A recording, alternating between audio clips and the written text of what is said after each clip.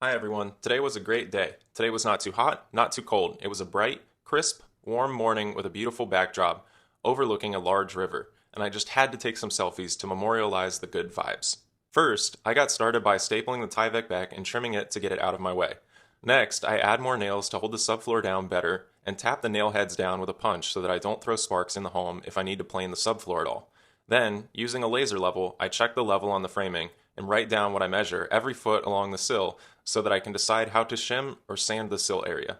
The sill framing was very close to level and flat, so I decided to sand the sill just a little with my angle grinder with a 50 grit sanding disc on it, and use just a little bit of zip tape as a 1/32 inch shim.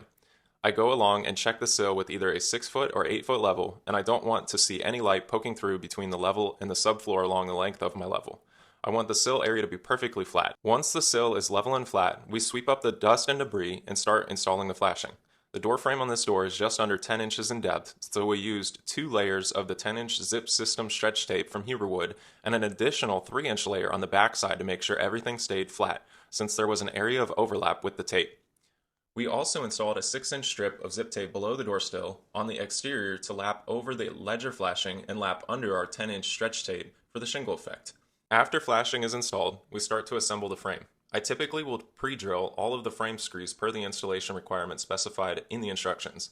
Pre-drilling the holes makes things so much easier on a black frame since just marking the holes with a marker is impossible to see.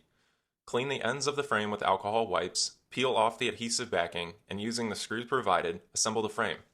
I like to use the jam covers to keep the frame off of the ground so that the frame does not get scratched while it is being assembled. Just make sure you do not accidentally drill through a jam cover while pre-drilling your frame holes. Once the frame is assembled, I mark the caulking location and apply the quad caulking on my marks. We have a separate video about caulking, so make sure to check that out also. Next, we tilt the door frame into place, and with the help of 2 lasers, the frame can be centered and set plumb. Using 2 lasers is extremely important since one could be out of level and you would not know, and it is also very helpful as you work to get the side jambs plumbed in the opening. I like to shim the side jambs every 12 inches and 6 inches from the corners, and the top jambs I like to shim 6 inches from the corners and then every 16 inches. It's a slow and tedious process. Make sure your shims have been drying for at least a couple of months, or they may dry out on you after you've installed the door, and they shrink and you may be getting a call back to readjust the door frame. Once the frame is shimmed, the exterior flashing tape is applied. It's just not visible in this video since we're filming this from inside the home. It's now panel time. We like to install one of the middle panels first so that we can then lean the other panels onto it as we peel off the covers and the cardboard wraps. The panels on this door are installed by lifting the top of the panel into the top jamb and then setting the bottom of the panel onto its track. While installing these panels, we took a video about the rollers and how they operate and how they are adjusted, so be sure to watch that also. Once all of our panels are installed, we adjust the panels with the lasers and by confirming with the side jamps for proper reveals. Then secure the fixed panel and install the keeper. We have a video on how to install the operating panel keeper, so check that out too. Then we can install all of the jamb covers, check operation once more, and we're all finished.